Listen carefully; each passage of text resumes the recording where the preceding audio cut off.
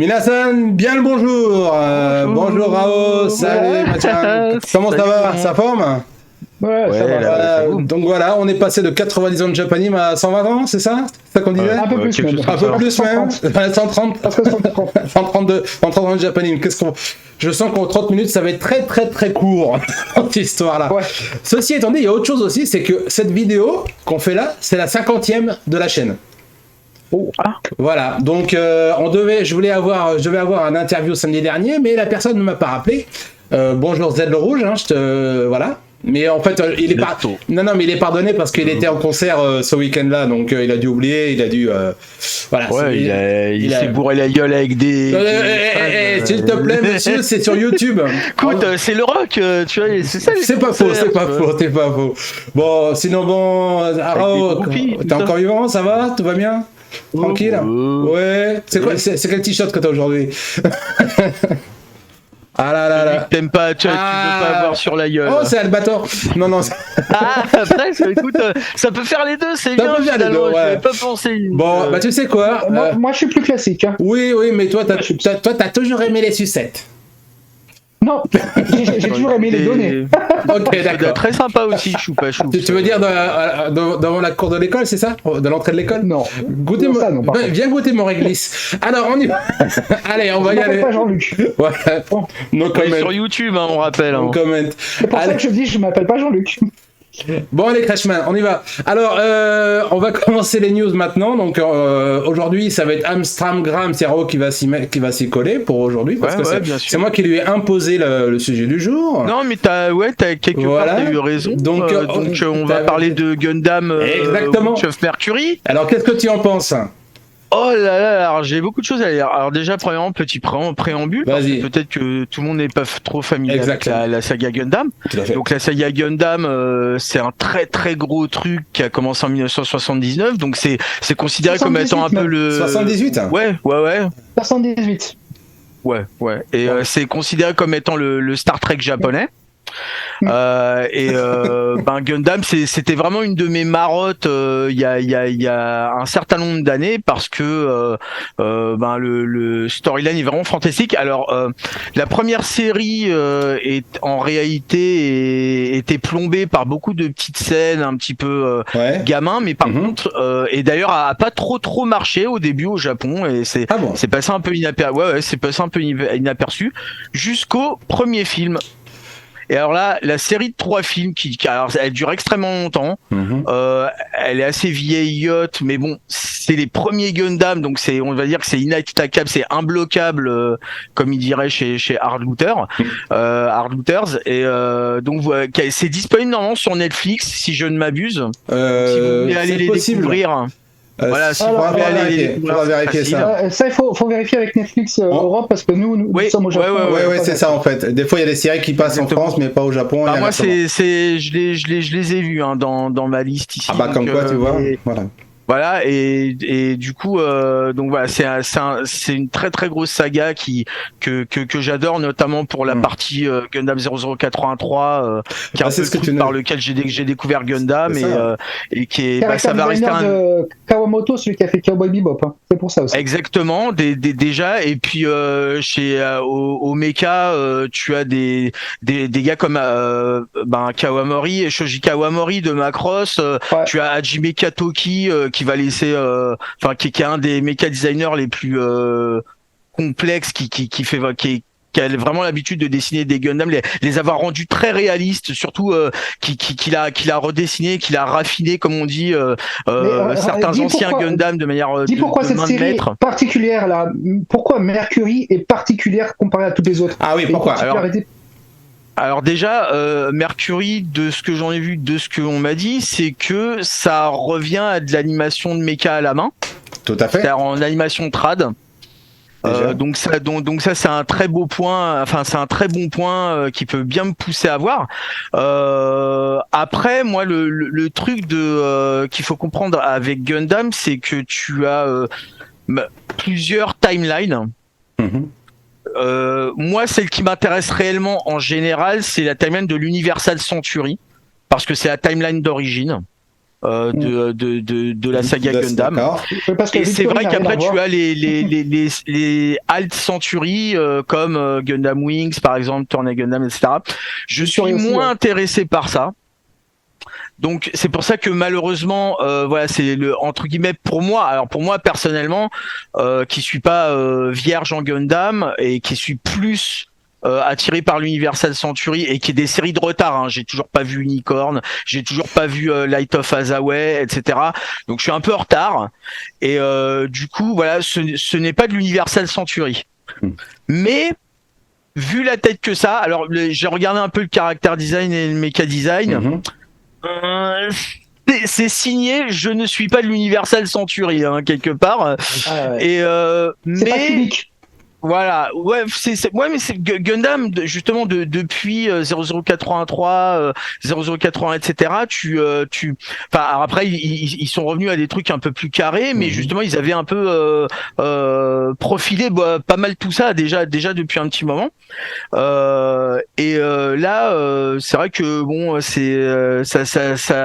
ça sent le Gundam fait pour un nouveau public et de toute façon c'est ce que Sunrise dit, enfin c'est ce qu'ils disent du côté de la production. On veut renouveler le public, mais visuellement, le résultat final visuel a l'air quand même bien sympathique. Alors il faut savoir quand même que l'épisode prologue est disponible sur YouTube, sur la chaîne officielle, ainsi que les trailers. Il y a combien de trailers? 2-3 trailers maintenant, facile. Hein 3 trailers, tu vois, comme j'étais pas loin.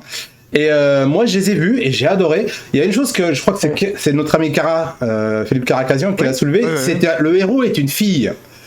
Oui, c'est ça. Mais alors, jusqu'à maintenant, ça n'a jamais été le cas. Et en plus, c'est une fille qui est maman. Voilà, donc c'est franchement oui, alors, oui alors quoi. C'est pour moi en fait ok, tu vois c'est aussi cool qu'autre chose. Oui mais d'accord, mais ce que je veux dire c'est que dans mais ce que je veux dire c'est que ça serait bien que ce soit pas le seul on est bien d'accord avantage du truc. En fait on s'en fout, c'est Gundam en général c'est une histoire sur des militaires ou des gars qui se retrouvent plongés dans des guerres. On est d'accord, mais généralement, les filles dans Gundam sont généralement reléguées au rang de princesse machin ou en second plan. En second rôle, souvent ce sont souvent des faire-valoir quand même. Ouais. Non, pas de temps. Il y a beaucoup. Bon. Ce qui est important de savoir sur et on va terminer là-dessus. Ouais, ce qui est important de savoir sur Mercury, c'est qu'apparemment c'est le même scénariste. Apparemment, je crois que c'est Muto qui a fait une partie du scénario, qui était le scénariste sur Attaway. Ouais, puis c'est le créateur de Code Geass, non? Non, c'est pas le créateur de Code Geass, c'est le créateur de Rolling Girls. D'accord. Donc, qui a l'habitude des univers compliqués et aussi qui a travaillé sur Bible Black. Mais bon, pour te faire. Il y a pas de souci. Maintenant, ouais, c'est très bien que ce soit une héroïne. Voilà, et il y a eu beaucoup de femmes fortes hein, dans Gundam. Oui, non, mais c'est pas le oui, c'est ça. On est d'accord. Ouais, notamment, on pense à Aman Khan de Gundam Double Zeta, qui a été la grande méchante de la deuxième partie. Même si Double Zeta c'est de la merde, mais le personnage de Aman Khan, bah oui, désolé, mais ouais. C'est la seule partie de l'Universal Century sur lequel vraiment j'ai pas trouvé estime que c'était nul. Okay. Mais Amanka, le perso d'Aman Khan elle-même, elle était très bien et oui, c'était, elle a laissé son empreinte entre autres. Hein, mais bon, c'est la masse des premiers Gundam, oui, qui est un petit peu fragile, mais finalement qui se trouve être assez forte. Enfin, en fait, toutes les femmes de Gundam qui étaient peut-être un peu fragiles au début des épisodes de série dans lesquels elles apparaissent, finalement se révèlent très courageuses et très badass au final, pour la plupart, hein, bien entendu. Mais oui, bon, bah c'est ouais. Bah de toute façon, on verra bien ce que ça va donner. Et puis on est tous les trois d'accord. On est tous les trois d'accord pour dire qu'il faut regarder cette série. Bah surtout là, s'il y a le premier gratuit sur YouTube. Ouais. Regardez les autres aussi, voilà. Ben on a fait bien 10 minutes sur celui-là, comme quoi ça nous intéresse. On va essayer de passer. C'est gros. Hein. C'est gros. On va passer à une autre news que j'ai trouvée. Alors après, voilà. Il s'agit de alors c'est un truc de geek hein, tu me diras, ce que moi j'adorais, c'est Witcher et Enola Holmes, les deux séries voilà qui sont assez géniales avec Henry Cavill exactement, et les deux on va faire très court parce qu'on a pris beaucoup de temps sur la première news. Il y a les saison 3 qui a été décidée. Et on a un spin-off de The Witcher aussi qui va sortir. Alors je vais pas avoir le temps malheureusement d'en parler comme ça comme je le voulais. Mais au moins il y aura donc un spin-off avec je sais plus comment elle s'appelle. La sorcière. La sorcière, voilà. Purée, j'ai non vous l'avez aussi. Voilà, comme quoi j'adore The Witcher et j'ai tout. Voilà, la sortie. Alors le titre s'appelle The Witcher Blood Origin. Ça sortira le 25 décembre, donc c'est un beau cadeau de Noël, je crois. Hein, on est d'accord. Et puis là, franchement, j'ai vu la bande-annonce, ça me donne vraiment envie de voir. Je t'avoue, j'ai moins accroché la saison 2 que la saison 1. Ouais, moi aussi. Mais bon, j'attends de voir la saison 3. Alors là, attention, là, on parle de spin-off. Le spin-off, ouais, c'est ça qui est intéressant. Parce que ça va se passer 1200 ans avant les aventures de Gérald de Rive. Donc, attends de voir. Moi, ce que j'en ai vu de ce trailer, donc, c'était beaucoup d'action, très peu de blabla. Ce qui, de toute façon, c'est ce qu'on demande en général. Et puis de voir peut-être l'avènement du premier sorceleur. Donc, j'attends. C'est dans la veine de l'animé. C'est dans la veine, en tout cas, de la série. L'animé. C'était très sympa. Voilà, ça c'est clair. Pour The Witcher saison 3, c'est pour l'été prochain. A priori, ils n'ont pas donné de date exacte, mais c'est été 2023, donc on attend. Et il y a aussi Enola Holmes, que j'ai beaucoup aimé aussi. Je ne sais pas si vous l'avez vu. Et, moi, oui, complètement. Et j'ai adoré. Enfin, Cavill et Bobby Brown est très bien dedans. Enfin, mais Bobby Brown, ouais. Ils sont. Et en fait, j'ai vu aussi la bande-annonce, et c'est pour ça que j'en parle, les deux d'ailleurs. C'est que et franchement, ça va être encore plus intéressant, en tout cas plus marrant, parce que c'était vraiment. Je sais pas, j'ai vraiment aimé cette série. Les saisons 2 sortira le 4 novembre prochain, donc dans très peu de temps. Attends, ça va être une série Enola Holmes 2 ou c'est juste un film? Non, c'est toujours juste un film. La série. Ouais, mais c'était une série, non? Non, c'est une série comme à la Sherlock Holmes. Voilà, c'était mais en condensé, voilà. Mais en fait, c'est une histoire complète, mais c'était des coupes, je crois d'ailleurs. Je crois en tout cas moi. Si, c'est une série. Bon, dites-le nous là, les enfants là en dessous dans les commentaires. Dites-le nous dans les commentaires. Voilà, donc. Est-ce que Rao a craqué? Voilà, je pense qu'il a dû fumer ça. Je sais pas ce qu'il y a derrière, mais on verra bien. Allez, on va passer à la troisième. C'est pour ça qu'il n'y a plus de couette sur son divan peut-être. Ouais, certainement. Il fume des jumps. Mon Dieu, quelle horreur. On va jumper. Alors on va jumper sur la troisième news. Alors ça, on espère que ça va se faire parce que moi j'adore les trois séries, alors Nadia, City Hunter et Dirty Pair, hein. Mais qu'est-ce qu'ils ont ensemble de points communs? Pas grand chose à part le fait qu'ils sont des années 80-90. Bon. La show va faire un film sur Nadia, tu sais. Tu rigoles. Tu veux des points communs, genre. Voilà, Dirty Pair. On n'en a pas parlé, mais il y a le film l'animé de Lupin versus Cat Size aussi qui va sortir. Ça aussi. Donc là, moi j'ai vu la bande-annonce. C'est bien. T'as fait un peu fan service, non, Emma Chan, peut-être, ouais. Ouais, mais enfin bon, moi. Peut-être un peu trop le fan service. Bah, c'est fait pour. Non, c'est pas ça, c'est pas le problème du fan service, c'est le design des films qui me gêne. Ah, pourtant, moi, c'est le contraire, j'ai bien apprécié. Mais bon, après, c'est une question de goût. Non, parce que c'est trop éloigné du manga pour moi. D'accord, je vois. Maintenant, ça se passe plus dans notre époque, a priori, ils ont essayé voilà. Bon, pour revenir c'est donc animé comics, c'est Black Box qui nous donne ces dates de sortie des animés comics de Nadia, City Hunter et Dirty Pair. Bien sûr, c'est toujours à prendre avec des pincettes parce qu'en général, toutes les sociétés nous disent voilà, c'est telle date, et puis après, il arrive plein de choses, et puis. On sait jamais ce qui peut arriver. En tout cas, jusqu'à présent, c'est bien. On aura City Hunter Secret Service en février 2023, Dirty Pair en mai 2023, pardon. Le film de City Hunter. Alors, je pense qu'il doit parler du premier. Je pense qu'il doit parler du premier qui était Magnum. Magnum of Love and Destiny en anglais. C'était bien ça. C'est petit japonais. C'est magnifique. Je crois que c'est le meilleur truc qui a jamais été fait sur City Hunter, c'est ça. C'est vrai. Je suis pas d'accord. Moi, c'est plutôt Secret Service, mais bon, chacun. C'est une très déçu, moi, à titre personnel de ces. Oui, mais t'as pas de goût. Donc. Je le valide pas. Bon, bref, City Hunter, le film en mai 2023, donc, et Nadia, tome 1, 2 et 3, c'est-à-dire les trois ensemble, donc voilà. Ils ont peut-être faire un box, j'en sais rien, en novembre. Alors. quand ils m'ont donné la date, ils m'ont mis novembre. Alors je sais pas si c'est novembre 2022 ou 2023, mais je pense que ça doit être 2023, vu que 2023, ouais, tu valides. Ouais, tu valides plus. Je pense pas avant. Pas avant 2023 de toute manière. Donc certainement novembre 2023. Alors ça sort sur papier glacé 90 grammes. Donc je pense que c'est les papiers d'origine comme une comics japonais. Je pense qu'ils vont faire la même chose. Ouais, ça doit être, c'est ça, il me semble. 90 à 120. Voilà, c'est 14,5, 21,5. Donc ouais, c'est ça en fait. Voilà, il y en aura 700 exemplaires. Il doit y avoir certainement 700 exemplaires par tirage. Au prix de 14,99 €. Pourquoi ? Parce que 15 €, ça fait mal à la tête. Voilà.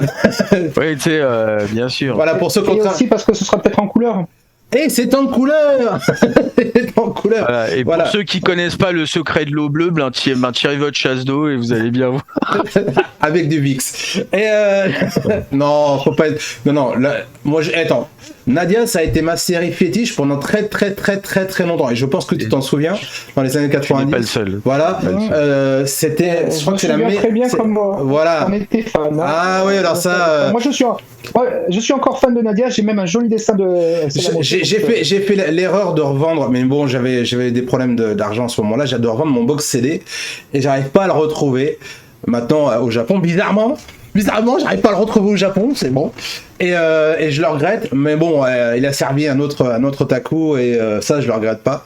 Je pense qu'il a dû le mettre dans une place de choix. Mais bon, Nadia, en tout cas, donc, Black Box a annoncé donc une sortie d'animé comics. Exactement. Qui sortiront apparemment en 2023. Exactement, merci beaucoup. Et ben voilà, tout est dit sur cela. Eh ben, on va faire une petite dernière news, peut-être sur un truc qui va se passer, c'est samedi au dimanche prochain. Oui, alors dimanche aura lieu au Japon. Voilà. Oui, donc à 18h, ça commence heure japonaise. C'est Anisong Hero Super Live. Alors, vous allez avoir des maîtres, par exemple, vous allez avoir Monsieur Kushida Akira, qui est le maître incontesté, le chanteur de Galan, le chanteur de Kinnikuman, voilà, donc le chanteur aussi de Charivan. Des trois. Shader certainement. Oui, Shader aussi, c'est lui. Il a énormément contribué à la musique dans le tokusatsu. Et dans les animés, il fait partie avec Kageyama des grands de l'anisong. Mais en plus, il y aura Yofi. Vous aurez aussi Kurata. Vous aurez Onishi Yohei. Et si je vous dis le dernier nom, ça parlera peut-être moins. Mais si tu lui dis, tu dis qu'est-ce qu'il chante. Kilano qui sont. Alors, donc le dernier, c'est simple, c'est un chanteur des derniers Sentai qui sont apparus. Voilà. Lequel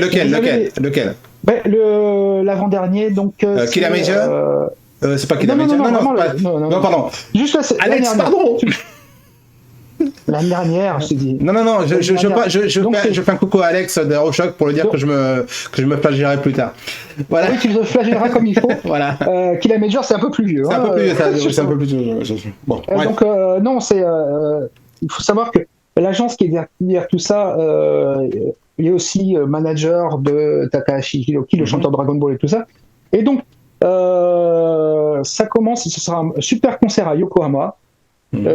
Au Mint Hall de Yokohama. Donc, ceux qui sont au Japon, qui auront le temps d'écouter ça, et d'aller. Les places sont à 5500 yens et les étudiants à 3000 yens, ce qui n'est pas excessif pour le Japon, pour une place de concert de ce choix. Je vous avoue que j'ai un peu de bol, je suis invité et je vais en profiter et je vous donnerai mon avis. J'ai attendu le ticket, mais il m'en a pas envoyé, donc j'ai pas pu y aller. Parce que je suis un salopard, tu dois le savoir. Bah oui, depuis le temps. Donc, mais bon. Ça se réglera. Kushida, Yofi, Kurata, Onishi, qui était à la Japan Expo cette année, et Hirano, donc c'est que du beau monde. Donc c'est pas du tout un truc qui a loupé. Donc si je peux avoir quelques photos et autres, je vous les récupérerai, je vous les montrerai lors d'un prochain. On essaiera de faire un petit truc, ou voir un spécial. On trouvera de faire une petite émission là-dessus, je pense que ça peut être sympa. Bon. Ah oui. Qu'est-ce que t'en penses, toi, Rao, de ces chanteurs-là? Ah non, mais moi, Kushida, donc les génériques des Metal Hero, il a fait le générique de Xabungle aussi que j'aime bien, j'aime beaucoup le générique et c'est vrai que de temps en temps on s'attend pas à, enfin tu sais, t'écoutes des génériques d'animé que tu connais pas trop puis tout d'un coup tu dis ah mais attends je connais cette voix, pas c'est Akira Kushida. Non, il a vraiment une voix très qui se différencie très bien comme Kageyama. D'ailleurs tu sais qu'il a fait la chanson thème, il m'a fait ma chanson thème, tu sais. Ouais. Il est commande. Ok. Bon. Oui. Il y a encore du travail. Hein. Il y a encore du travail, ouais, c'est clair. Voilà. Il y a encore du boulot. Allez, à la salle, tout le monde. Alors, on va faire des pompes. Bon, c'est vrai que moi, j'ai été non pas, parce que là, je pense qu'ils vont faire aussi des années song, donc c'est pour ça que je parlais de Muscleman. Mais moi, j'ai été au Super Sentai Spirit, le 1 et le 2 et des autres derrière. Et les voir sur scène, voir Kushida sur scène et les voir les chanteurs, c'est dingue, c'est dingue.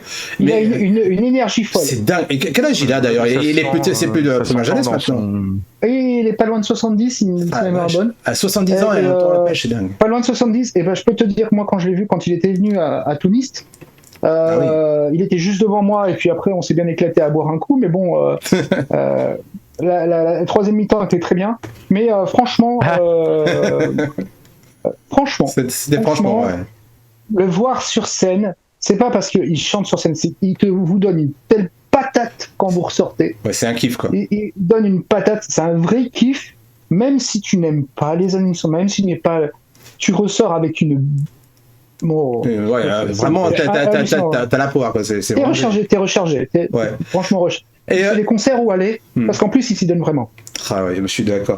Avant de terminer, avant de passer à notre petite conclusion, tu m'as envoyé 2 petites news que j'ai pas eu le temps de regarder juste avant le début de l'enregistrement. Ouais. C'était quoi exactement? Dis-moi. Alors, ce qui se passe, j'ai travaillé le week-end dernier dans le cadre de Showa Tokusatsu 80s que notre cher Simon a pu regarder. Ah oui, magnifique. Je pense qu'il a été content. Je suis sur la traduction, je suis en train de la finir.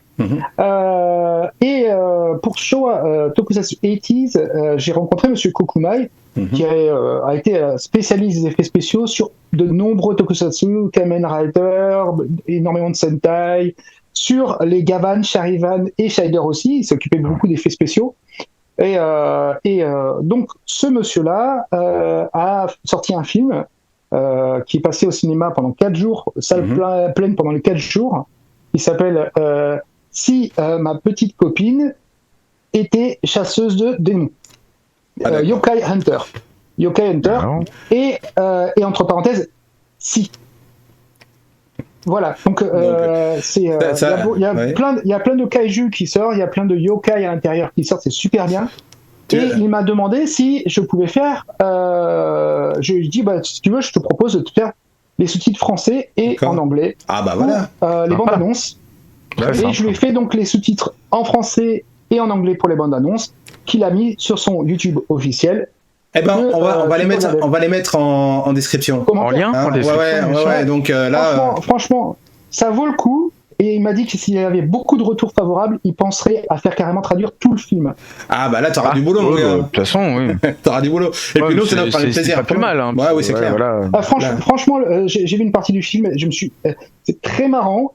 Et c'est du bon yokai toku comme on aime. On a un pote d'Hérochoc, Guillaume Kenshin, donc je pense que c'est pour toi, mon gars. Donc, et juste deuxième information. Le deuxième film. Il est en train de faire le deuxième film. Préparer le deuxième film qui sortira en décembre. Et ce deuxième film sera avec Wakabanao. Et Wakabanao, c'est la cadette, la fille cadette de Oba Kenji. Ah oui, quand même. C'est celle qu'on a vue pendant le show. Oui, celle qu'on a vue pendant le show. Mais pourquoi qu'elle va se transformer? Pourquoi il n'était pas là? J'ai pas très bien compris. Il a un souci, monsieur Kenji Oba? Il y a quelques années, il a eu un accident. Un accident qui l'a carrément mis en situation de légume. Donc maintenant il commence à reprendre. De la bête. Il reprend de la bête. Il recommence un peu à marmonner, à parler avec son épouse. Ils arrivent à discuter. Je sais pas trop comment en détail. Oui, bien sûr. Discussion, mais il va de mieux en mieux. Ça va dans le bon sens. Que ce soit Takechi Kenji, son premier disciple, ou Wakabanao, nous ont dit qu'il y avait vraiment une amélioration. En raison du Covid, ils n'ont pas la possibilité de rencontrer en directement, sauf son épouse. Et voilà. En tout cas, prompt rétablissement. Grave prompt rétablissement. On t'aime beaucoup, Kenji, et voilà. Salut à toi, salutations à toi. Bon, ok. Voilà, donc il faut savoir qu'on est tous. Il sait qu'on est tous derrière lui. Il apprécie vraiment les messages qu'on lui envoie. C'est bien. Perpétuellement. Donc, c'était tout. Ce qu'il y avait à dire. Moi, c'est ce que j'avais à dire. Bon, on va passer donc à la petite conclusion du jour. Alors, chaque semaine, je donne un nouveau jouet parce que j'ai envie. Là, et cette semaine, j'avais choisi l'IAB. Je sais pas si on dit l'IAB. Non, c'est comme ça. Et pour ceux pour les francophones, on dit le Sankukai, voilà. Alors ce jouet-là, j'ai l'anecdote, c'est que quand j'étais gamin, je suis passé à Necker, comme beaucoup de gamins à l'époque, pour une consultation, et je suis sorti dans une librairie, il y avait ce Sankukai. Et je n'ai jamais pu que le voir dans la vitrine, j'ai jamais pu l'acheter, et j'étais très très malheureux. C'est très frustrant, surtout quand on voit les tarifs maintenant de cet objet. Ah oui. Si tu veux que ce soit encore plus frustrant, imagine-toi que tu l'avais et que ta grande sœur le jette. Ouais, j'imagine, ouais. Ça fait mal. Le gars en dessous, le Gonzo, il est pas trop heureux. Je vais dire, moi, vu que j'ai pas pris soin de mes jouets. Bah oui, moi non plus, et je le regrette. Malheureusement, je regrette de fou. On le regrette de fou. J'avais acheté un jouet Sentai de Go Ranger, j'avais l'intégrale. Les trucs sont partis en cacahuètes, les trucs en plastique, c'était une horreur. Bon bah voilà, en tout cas n'oubliez pas de vous abonner à la chaîne, de nous suivre sur les réseaux sociaux, parce qu'il nous reste très très peu de temps, ça va couper, et nous on va se retrouver la semaine prochaine pour un nouveau Ohio Taku. Juste une chose, j'ai sorti une nouvelle vidéo moi. Bah voilà, et donc on va faire le lien aussi. Tokyo Game Show, donc on va le mettre dessus. Allez. Et puis j'espère que vous deux pourront être disponibles pour qu'on se fasse encore un kiff la semaine prochaine. Ah oui, c'est évidemment très content que tu été à Emma-chan. C'est très sympa de faire tout ça avec toi. Et ben merci à vous deux, bonne journée, bonne année, joyeuse Pâques, bon Noël et bon Bar Mitzvah, et à bientôt pour la semaine prochaine. Ciao. Au revoir.